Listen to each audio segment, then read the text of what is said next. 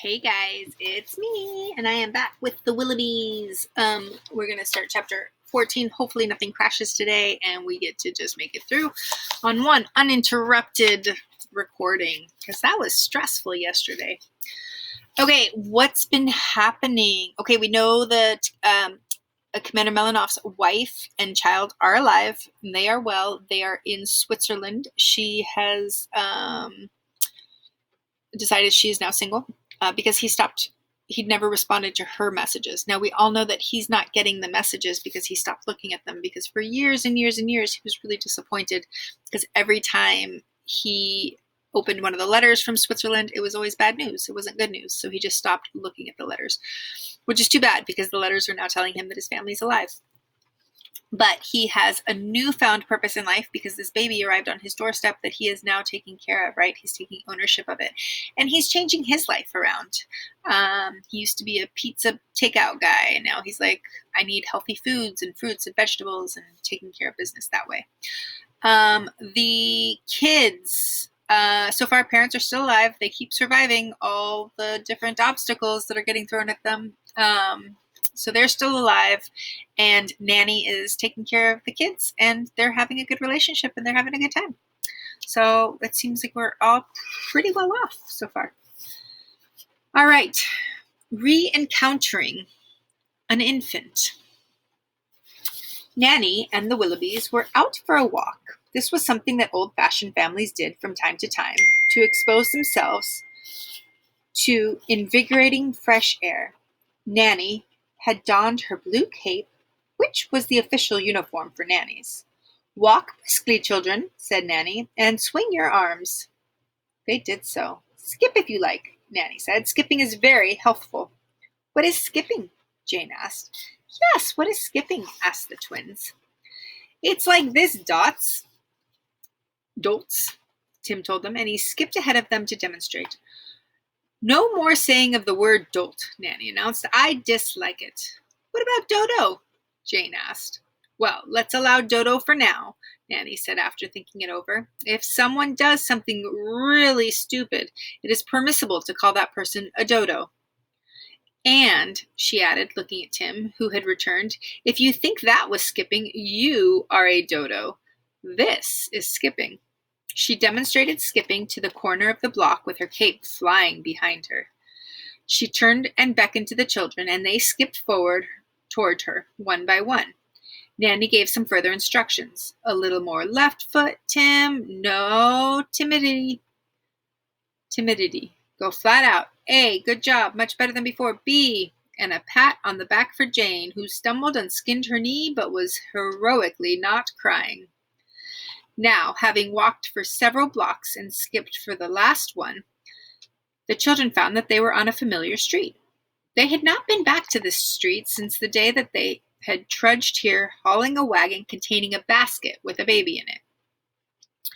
Tim nudged Barnaby A. and nodded meaningfully towards the mansion that loomed ahead. Both of the twins gave nervous glances, but then looked away and concentrated on remarks about the quality of the asphalt in the street and a particularly odd-shaping cloud in the sky. Jane fell silent and had a sad look. She had liked that baby. Actually, though, when its hair was cropped, she found it homely. From time to time, she had missed it and wondered about it. Nanny skipped ahead, not noticing that a hush had fallen upon the children. The windows are repaired, Barnaby B. pointed out in a whisper. And the cat has been fed, his twin noticed. It was thin before, and now it's pudgy. Someone has mowed the lawn, Tim observed. Shh, said Jane suddenly. I hear a giggle. They stood still, the four of them, and after a moment Nanny returned. She had skipped the entire length of the block, assuming the children were behind her. Now she came back to see why they had stopped. The important things in terms of fresh air intake, Nanny said to them, is continuity. If you stop, you lose your continuity. Why ever are you standing about like dodos? You are breathing stagnant air. The children shifted their feet and didn't reply. Tim began to hum a bit. The twins stared at the pavement. What's that sound? Nanny asked suddenly. It's just humming, The Battle Hymn of the Republic, Tim explained. I try to do it in its entirety twice a day. Usually no one hears me. Sometimes I do it in the bathroom. It is possible to hum while brushing one's teeth. No, no, I mean that sound. Nanny held up one finger to silence them, and now they could all hear the delicious giggle from the porch of the mansion. I think we should go home, Barnaby said nervously. Yes, isn't it lunchtime? Weren't you planning... Oh dear. Soy for lunch, Nanny? I have no idea what that is. Vichyssoise? Vichyssoise? No idea. For lunch, asked Barnaby. Let's skip home, suggested Tim, and he did a few tentative moves of his feet and arms. It's a very sweet sound, Jane said, glancing at the nanny. It's a baby, Nanny announced, on the porch of that mansion. Let's go look. I believe, Tim said, that it's quite against the law to enter a private gate and cross a private walk and ascend the steps of a private porch. I think we might very well be arrested, Nanny, if we investigate this any further. Let's leave at once. 50 points off anybody who does not leave immediately. Why are they nervous? You know? They're nervous because they left a baby on that porch. I'm wondering, do they think that that baby has been there the whole time? What do you guys think? I gotta open this window real quick. Do you guys think maybe that's what they think? That maybe that baby has never gone inside yet. Who knows? It's been a long time. Nonsense, said Nanny. You stopped that silly point thing weeks ago. Come, close the gate behind you in case there's a dog confined in the yard. I once knew someone whose spaniel fled when a gate was left open, and it was never seen of again, and 3 members of the family died of grief. See, I'm not reading carefully because I'm reading too fast. Jane took Nanny's hand and followed her through the gate. I do love babies, Jane confided. I've always wanted one. I remember when we found... Tim interrupted her. I don't believe people die of grief, he muttered. He came through the gate as well and latched it behind him. Only the twins remained on the sidewalk looking nervous.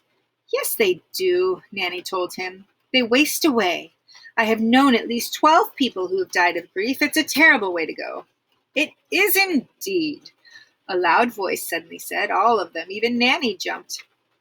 A large man with a thick mustache had appeared suddenly through a door that opened onto the porch. He was wearing a tweed jacket and a polka-dot bow tie, and he was carrying a box of cookies. I myself came very close to dying of grief not long ago, he announced. How do you do? I am Commander Melanoff. What are you doing on my porch? Have a ginger cookie? Nanny took one. We heard a lovely giggle coming from your porch and came to investigate. I have learned over the course of many years that it is a bad idea usually to investigate piteous weeping, but always a fine thing to look into a giggle. She bit into the cookie. Delicious, she said. Twins, she called to the other side of the fence. There are cookies. Timidly, the 2 Barnabys came through the gate and approached the porch. How do you do? And thank you for the ginger cookie, Nanny said, extending her hand, which the commander shook. I am sorry to hear that you almost died of grief. Have you recovered? I'm somewhat better, he replied. He passed the box of cookies around to the children. My source of solace has been this lovely infant. He walked towards the end of the large porch, where a grinning baby with curly hair stood grasping the side of her playpen, and they followed him. It's not the same baby, Jane whispered to Tim. Its hair isn't stubbly. It grew, Dolt, since Mother chopped it off. Tim looked nervously towards Nanny to see if she had heard the word dolt, which she had so recently forbidden. But she was leaning over the baby, smiling and talking in a baby-like voice. What's your daughter's name, Commander? She asked. Oh, I see. Ruth. Sweet monogram. Yes, her name is Ruth. But she is not my daughter. She's my, ward. Oh, lovely, said Nanny. You are an old-fashioned family like us. We are four worthy orphans with a no-nonsense nanny. Like Mary Poppins, suggested the man, with a pleased look of recognition. Not one bit like that fly-by-night woman, Nanny said with a sniff. It almost gives me diabetes just to think of her. All those disgusting spoons full of sugar. None of that for me. I am simply a competent and professional nanny. And you are let me think, bereaved benefactor, suggested the commander. Exactly. A bereaved benefactor with a ward, like the uncle in The Secret Garden. What was his name? Oh, yes, Archibald Craven. Oh, my, no, not one bit like that ill-tempered scoundrel of an uncle. I am simply a well-to-do widower who happened to find a baby on my doorstep. We are both wonderfully old-fashioned, aren't we? Hello, baby Ruth. Nanny turned back to the baby and in a sweet, high-pitched voice, Aren't you fortunate to have found... She hesitated. What does she call you? She asked the man. She doesn't speak yet, but I've been a bit worried about the question of what she will call me. I do like the sound of Papa, he said, and then he paused and dabbed his eyes with the handkerchief. But brings back sad memories? Nanny asked sympathetically. Indeed. Well, there is time. Children?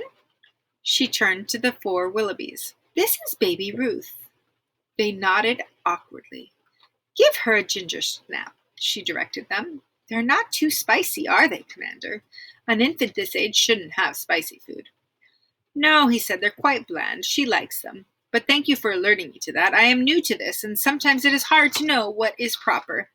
I've been thinking, actually, about looking for a nanny. I don't suppose... She gave her a questioning look. She's ours, said Barnaby A. in an outraged tone. And we're orphans, or at least almost orphans, so we need her. We must go now, said his twin. It's almost time for dinner. We haven't even had lunch yet, Bee, Nanny pointed out. I meant the cat's dinner. It's almost time for our cat's dinner. The children moved towards the porch steps. Well, said Nanny to the commander, it was lovely to meet you, but the children seem eager to move on. Perhaps our paths will cross again. Goodbye to you, Commander Melinoff. And bye-bye to you as well, baby Ruth, she said to the infant, who waved back with a chubby hand. Wait, I don't know your names, Commander Melinoff said suddenly, just as Nanny was latching the gate behind her. The children were halfway down the street. I'm just Nanny, she called back. The children are Tim, A, B, and Jane. A and B? How odd. They're twins, Nanny explained. I see, he replied, though he didn't. They are all Willoughbys. He nodded. Goodbye, then, he called. He turned to the playpen to Ruth, because it was time to take her inside for an afternoon nap. But he had a puzzled look on his face. Willoughby, he thought. There was something vaguely familiar about that name. What do you guys think was vaguely familiar? I'm wondering if maybe when Tim wrote that note about the baby, naming her Ruth, what if it was written on stationery? And on the stationery, it had the name. That's a thought I had. Don't remember correctly, though. All right. Chapter 15. A regrettable transaction. Uh-oh, Barnaby A. said as they approached their own house at the end of their outing. What's that on the sign? They had all become very accustomed to the for sale cheap sign that was tacked to their window box, and they tacked on a addition that announced the reduction of the price, and they were so accustomed to scurrying into their disguises and poses at the approach of prospective buyers that Jane could become a lamp in very few seconds, and Tim could burrow under his fur rug in no time at all. Nanny took a little longer to transform herself into a statue of Aphrodite because, of course, she had to shed her clothes and powder herself and wrap herself in a sheet, all a little time-consuming. But it was routine by now. The real estate agent would call to announce a showing of the house, and all of them would automatically move into their places, waiting for the sound of her keys in the front door lock. Usually, the showings were very short. Sometimes the prospective buyers never even reached the upstairs. That was always a bit of disappointment to Nanny, and she was thinking of moving her statue's position, perhaps to the parlor where people would have a better view of Aphrodite. Curses, Tim said in horror as he ran forward and read aloud the further addition to the sign. Look at this! How could this have happened? We've been sold! Uh-oh. Oh, no, Barnaby Bee groaned. We never should have gone for a walk. Terrible things always happen when one goes out for a walk, Jane pointed out sadly. Remember Little Red Riding Hood? And oh, dear Hansel and Gretel. Nanny opened the door and hurried inside. On the hall table she found a hastily written note. It's from the real estate agent. She explained with a worried look and read it aloud to her children, who had gathered around her. Congratulations! I'm sorry you weren't home when I called to announce your visit, but the house looked lovely and smelled so appealing. Raisin cookies, I think, and the prospective buyer fell in love with it and has given me a ton of money. You have 2 weeks to leave. Please feel free to take your undies. Good luck! Oh, no, the twins wailed. Drat, said Tim with a scowl. Jane stamped her foot and began to cry. Let us not waste time with tears and useless exulsions, Nanny told them. What if this were a story in a book with a well-worn maroon leather binding? What would good old-fashioned people do in this situation? They would call the sheriff, Tim said. Murder the villain, the twins suggested. Jane simply continued to sob, and Nanny handed her a lace-trimmed hanky. They would make a plan, Nanny announced. But first, she added, heading towards the kitchen and reaching for her apron where it hung on a wall hook, they would bake a lemon souffle. She opened the refrigerator and took out some eggs. While the souffle was in the oven, and during that time they were all required to tiptoe, because heavy footsteps can ruin a baking souffle. Not many people know this, Nanny pointed out, and this is why there were so many ruined souffles in the world. The mail was delivered in a whoosh through the mail slot of the front door. No, wailed Tim, holding up a postcard. They've again survived. Everyone tiptoed to the side, even Nanny, though she checked the oven time first, because a souffle must be very carefully timed, she told them, and not many people were careful enough about this aspects of souffle cooking. Tim read the card aloud. Dear ones. Ha! They all said aloud, but quietly because of the souffle. Excessive noise can be the death of a souffle, Nanny had explained. Such an adventure! The helicopter crashed and the pilot plummeted into a raging volcano. Cleverly, we clung to a rotor and were spun to the safe ground. Only the pilot was lost, and it didn't matter because he was Presbyterian. We wonder why the house is still unsold. Perhaps it is because of the cat. Please have her put to sleep. Jane looked down at the cat, who had just rubbed against her legs with a loud purr. She sleeps every night, and a lot during the day as well, she said. Why should we put her to sleep more often? When should she pounce about chasing bits of fluff? Her brothers looked meaningfully at each other, wondering whether to explain to Jane what their parents had meant. Nanny shook her head at them, so they remained silent. What did she mean? What did they mean by put the cat to sleep? Any thoughts?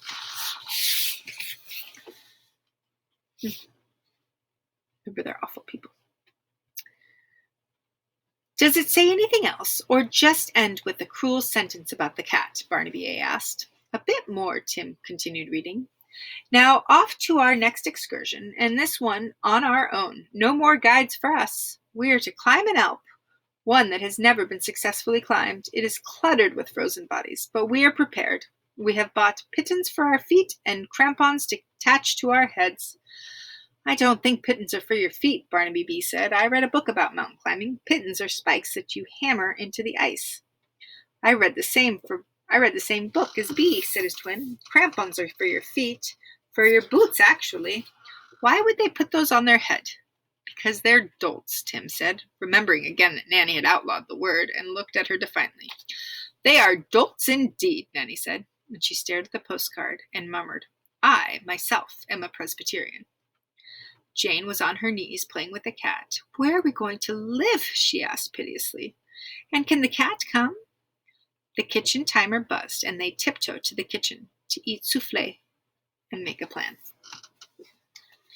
All right, guys, we are just trucking. Look at us. We're going to be done with this book sooner than later. Look at that. Any predictions? What do you guys think? Where are they going to go live? What do you think? Does anybody need help that we know of? Wondering if Colonel or Commander Melinoff will step in. Maybe. Well, we'll just have to read on to find out. All right, guys. I will be back tomorrow with some more. Bye.